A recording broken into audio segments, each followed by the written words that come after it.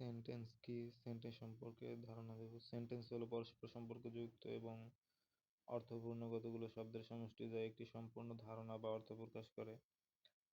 এর ভাব প্রকাশের বড় এক হচ্ছে সেন্টেন্স বা বাক্য। যেমন a sentence is group of words arranged in such an order that expresses of complete sentence sense or meaning। তবে মনে রাখতে হবে বাক্য গঠন করতে হলে অর্থাৎ মনের ভাব সম্পূর্ণরূপে প্রকাশ করতে হলে ওয়ার্ডস বা শব্দগুলোকে লজিক্যাল বা অ্যারেঞ্জমেন্ট অর্থাৎ যৌক্তিকভাবে সাজাতে হবে।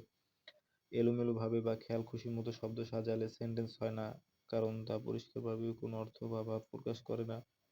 নিচে উদাহরণের সাহায্যে বোঝানো হলো। Sadia a song a sings play he football field in the Sadia sing a songs Sadia গান গায় help play football field।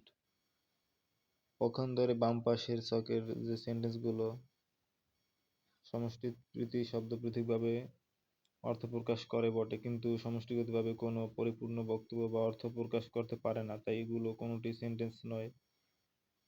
পক্ষান্তরে ডান দিকের ছক বি এর শব্দগুলো যৌক্তিকভাবে সাজানো হয়েছে, ফলে এগুলো সম্পূর্ণ বক্তব্য বা অর্থ প্রকাশ করে, সুতরাং এগুলো প্রত্যেকটি একটি সেন্টেন্স।